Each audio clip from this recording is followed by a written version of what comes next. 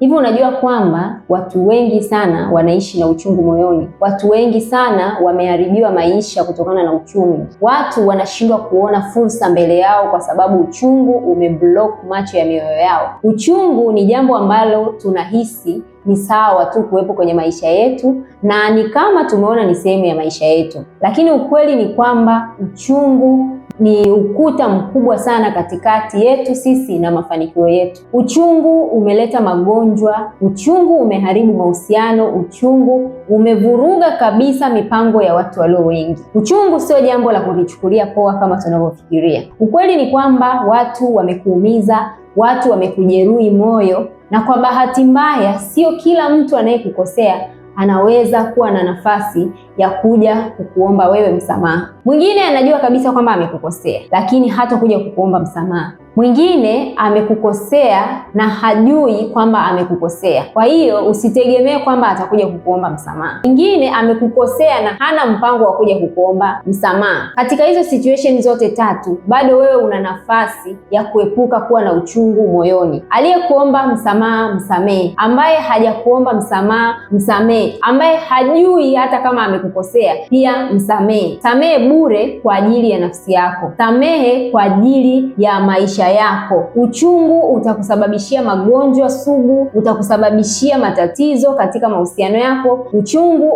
utakusababishia wewe ushindwe kuziona fursa mbele yako. Utakutanishwa na mambo mazuri, utakutana na watu wazuri wa kukusaidia kwenda mbele. Utajikuta unawaondoa mwenyewe katika maisha yako kwa sababu ya nini? Ya uchungu. Shina la uchungu lisikae ndani yako, hata vitabu vya dini vinasema hivyo. Basi katika kitu ambacho hupaswi kukichukulia poa au hupaswi kusema tu utaendelea kuwa nacho around ni uchungu. My friend, kama unataka kuwa na amani kwenye haya maisha, unataka kuwa na furaha, hakikisha unaondoa uchungu ndani yako. Samehe, tafuta mtu unayemwamini uweze kumwelezea jambo lako mpaka utakapokuwa umepona. Sali sana, mwambie Mungu matatizo yako, mweleze Mungu mambo unayoyapitia, yeye anakuelewa zaidi. Usichukulie uchungu poa. Uchungu ni hali ambayo itakufanya ujione mwenye bahati mbaya, kwamba hauna thamani katika hii dunia. Hakikisha unatengeneza amani yako, unatengeneza furaha yako kwa kuondoa uchungu ndani yako. Tuweze kupona, tuweze kuishi maisha yenye furaha na ya amani, kwa sababu hatujaje hapa duniani kuteseka. Na kupenda sana, hakikisha unajipenda, unajithamini kwa kuondoa uchungu ndani yako.